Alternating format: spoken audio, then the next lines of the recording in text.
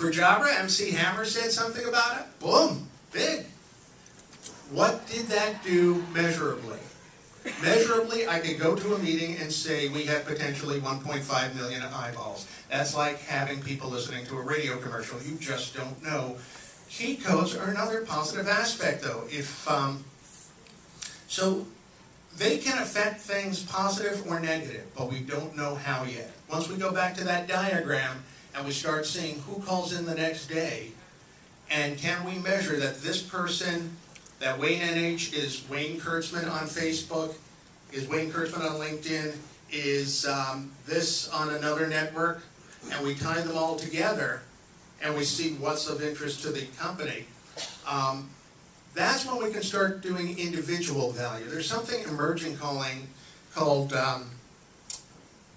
VRM, vendor relationship management. Thank you.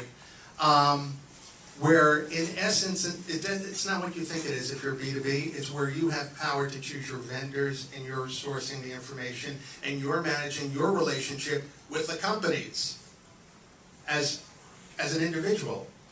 So that's looking at a crowdsourcing from a different point of view. Okay, us managing relationships with companies. That's something to wrap your head around. Again, underscoring this is a place. So what else now? We came up with just a couple of points. I'm sorry, there is no holy grail. But if there is one, we're going to find it here if we all chime in a little. So where would you like to drill down to? What information? We have some points. I'm actually trying to crowdsource from this and work backwards with activities and post it. We won't have time for that, but the metrics, sales, visitors, impressions, share of conversations is valuable. The value system and loyalty, so that's internal measurements. Your retention, call avoidance, returning customers, those are the easiest ones. If you have anything to do with support, it's the easiest thing to measure because you're probably getting the numbers already. You're just not bouncing them up against your social media numbers. And numbers can include followers because you can measure it. And it can include retweets because you can measure it. And if you embed key codes, which you can, a key code is a code that identifies which link is used. If you use Hootsuite, for example, you can see, or some of the others actually, you can tell how far, how many people are clicking on one link and not the other. And you tweet this thing, you think it's so powerful, and then you tweet something else about marketing that you think is dull, and that's the one that gets 25 repeats down the line. Why? Yeah. I see the heads going like the little dog in the back of the seat. It's like, you know, bobblehead social media directors here. What I really wanted to do is try and get from you what you want. So what other numbers would you like to have ultimately? Yes? How about buyer intent? Buyer intent. A little more? Somebody looking for information versus somebody who's ready to make a specific buy on a specific product. So in other words, how do you distinguish between someone who's just kicking the tire and how do you just find the person who's actually going to make a buy?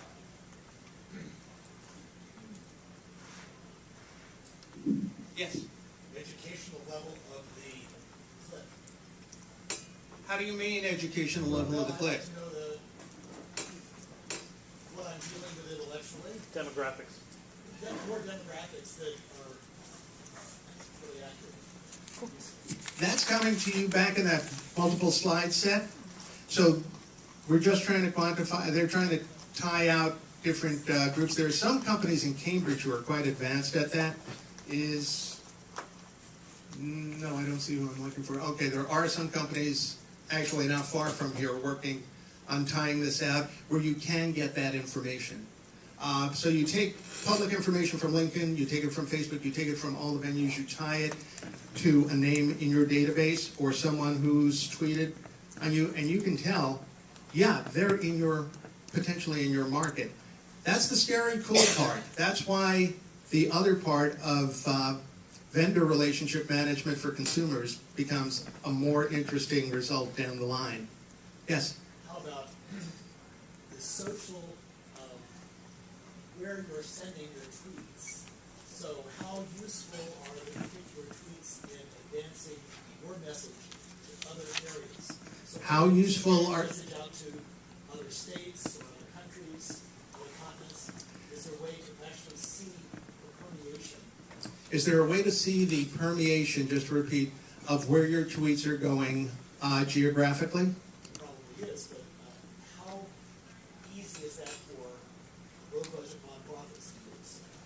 Well, I know I use TweetReach, and basically, like, I just searched one of my clients, and his last 49 tweets reached 6,308 people. And he made 11,000 impressions, and it tells you how many of those were retweets, how many of those were regular tweets, how many of those were replies to that. It's tweetreach.com. And you can do a tweet report, and it'll give you for the last 50 tweets, but if you want a full report, I believe it goes up to 100 tweets, $20 for a full report. And the plans that they have are really inexpensive. I'll give you a nonprofit solution in New Hampshire Destination Imagination, the New Hampshire Independent Affiliate. I look at where the website access is, what documents are being looked in which part of the state, and that's the part we focus on, and that's how we grow. For business, it's a little bit harder when you're dealing with all 50 states. But if you know all of a sudden an area that's not necessarily as dense as LA or New York City, but is starting to come back to you a lot, and you know that there's not a server farm in there where all the links are going through, then you may want to focus a little bit and see what's causing that. But that was an excellent job. Thank you for sharing that. I put that down. That was TweetReach, right? Tweetreach.com. And another thing it does, it tells you out of your followers who's your biggest contributor. And it goes down the line, like it gives you about 10. Yeah, it gives you about like a good 10 to 20. Something with what sense? And contributing, let's just say like this one says DJ Flipstar was his biggest contributor, meaning that he might have retweeted and he has a larger follow on Twitter, so the impression, he'll get more impressions. So it tells you who's your largest contributor. Right.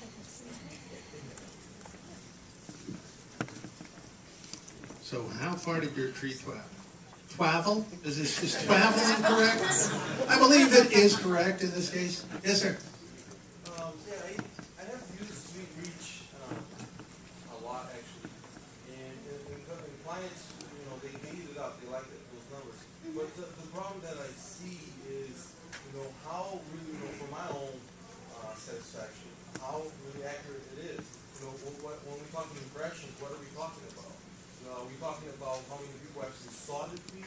Because that's one of the ways that I think we're lacking in measuring is, you send out a tweet, there's two ways that it can go. Either you get interaction or you don't.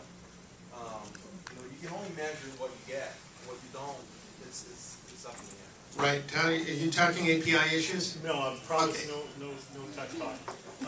Really, you're absolutely right. The challenge is, what are you trying to measure? Are you measuring eyeballs or are you measuring engagement? And that's why a lot of the marketing teams, TweetReach is great. I use it all the time too. I send it to my clients. I love the reports, pretty graphs. But it doesn't measure engagement, right? It does in a limited sense, but the major metric there is eyeballs. It's still reach, and that's not as compelling from a marketing standpoint as it is engagement. Well, okay, they tweeted this URL, and this URL, according to Google Analytics, got this many hits. X percentage of our traffic on our website came via Twitter versus other sites. That's, for a lot of my clients, more interesting to them because it's a little higher level. It's further along in the process in the sales pipeline. But from a marketing perspective, and when you try to study your audience and really know what works, we're testing all the time. That means that part of knowing, the part that didn't get to people. Right. Why? And that's, you can do, in Twitter, you can do A/B testing. Right. You can send out a couple tweets, one with one message with one URL, one with another message, slightly different, with another URL, and see which one Right. works. But then you get into the whole, timing, time of the day, geographical. If you get a retweet from Tom Riley, you're good, but that just throws your whole space off. Well, analytically, I would drop out the high and the low anyway. But And it's all accurate. So let me ask show of hands. How many people think engagement is one of the most important criteria? How do we tie that to dollars now? Oh, what? It's another step, right? It's another step. Okay, we can get engagement numbers, we can get time, we can get depth, we can get subject, we can mine it for topics. Now, hands were up, I'm sorry. As I said, it helps you figure out who your customers are so you can target them more appropriately. It helps you figure out who your customers are so you can target them more appropriately, yeah. Well, if you engage with your customers, then it shows that you care about customer relationship and customer service, so they could be more likely to purchase your product because you responded to them. Funny you mention that, more likely to purchase it, studies are showing, and they're more likely to purchase it from Twitter than if they're Twitter users, than any other platform. Yes, and then There are some pretty basic exercises that are done, such as Starbucks will say, use code XYZ to get your free latte or whatever. And so I would imagine that they must have a key at the register that says key codes, right? And those codes would let them know when and where and which language, and it is being mined for specific language and time so they can work on that. Absolutely. Pepsi does the same thing. Did we have someone over there, and there, right? Yes. Oh, yeah, engaging is the quickest, cheapest way to grow the base. Yeah, and that actually, the quickest, cheapest way to grow a base, how about cost to acquire a customer? After a little while of acquiring some customers, the question is, if you grew by 10% more than you were growing before, and you started doing certain things in social media, track back to see, it may be worth one question to ask. Do you use Twitter or Facebook? And if the answer is yes, or have you seen us? And if the answer is yes, it may be one question for the rep.